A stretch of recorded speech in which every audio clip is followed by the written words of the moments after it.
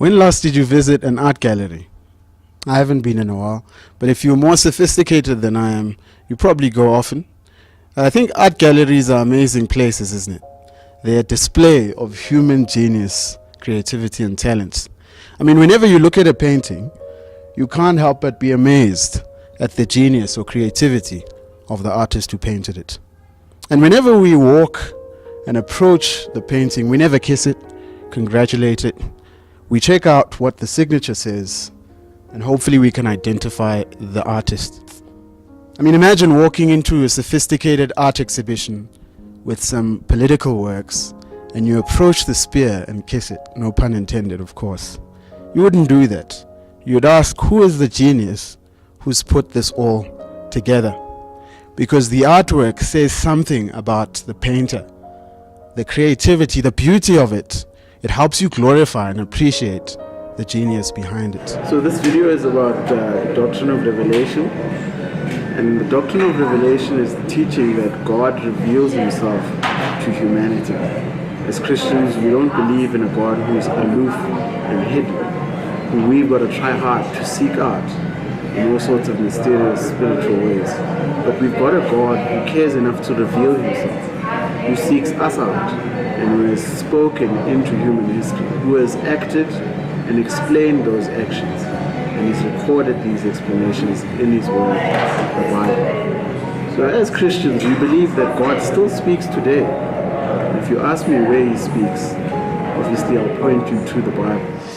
So for example, whenever we're walking in a beautiful garden, appreciating the pretty roses, whenever we take a trip to the States, appreciate the Grand Canyon, we can't help but be amazed at the genius behind the beauty of nature, isn't it? Can't help but marvel at the greatness of the God who created the garden, the Great Canyon, the great mountains.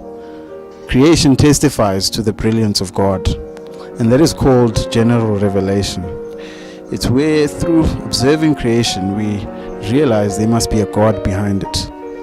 But there's also something called special revelation, because it's not enough to just look at nature, look at trees, plants, and speculate at who God is.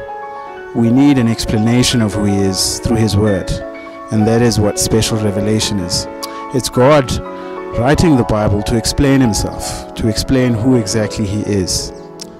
There's also a term that theologians use which is called progressive revelation, and by that they mean that as you read the story of the Bible, things become clearer and clearer as they go. The revelation of God through his word, the Bible, it becomes clearer and clearer as time progresses. So the words he's written to the Hebrew people, when he saved them in history out of slavery in Egypt, they express the kind of gracious and redeeming God he is. And as the story progresses, you see his patience as he puts up with this sinful and stubborn people. And as it progresses, you realize the need for an atoning sacrifice, something that's going to make it possible for God to have a relationship with these stubborn and sinful people. And so it builds up and builds up until it finally climaxes in Jesus Christ. And so as he comes into the scene, we realize that the Old Testament was pointing to him, building up to him. The New Testament identifies him. And it shows us this Jesus who, like God, had control over the elements, saved his people, and is prepared to have a relationship with them as their king. Now, getting back to that art gallery illustration, if you're anything like me, you'd probably be looking at a great piece of art, wondering, I wonder what inspired that. I wonder what it means. I wish the artist was here to explain himself. Well, in the Christian Bible, we've got exactly that. God's words explaining the genius behind the beauty of creation, the great works of salvation in history. We've got him explaining himself so that we don't have to scratch our heads and keep speculating. It's as if we've got words directly from the artist. It's as if you're standing there, walking around, scratching your head, stressed out, getting things wrong. And there he is, the artist walks into the gallery. You see him battered and bruised, and he shows you his hands. You see his scars, and he says, it's me. I love you. I died for you. I want to get to know you more, and I want you to enjoy me forever. won't you bow to me as your Lord?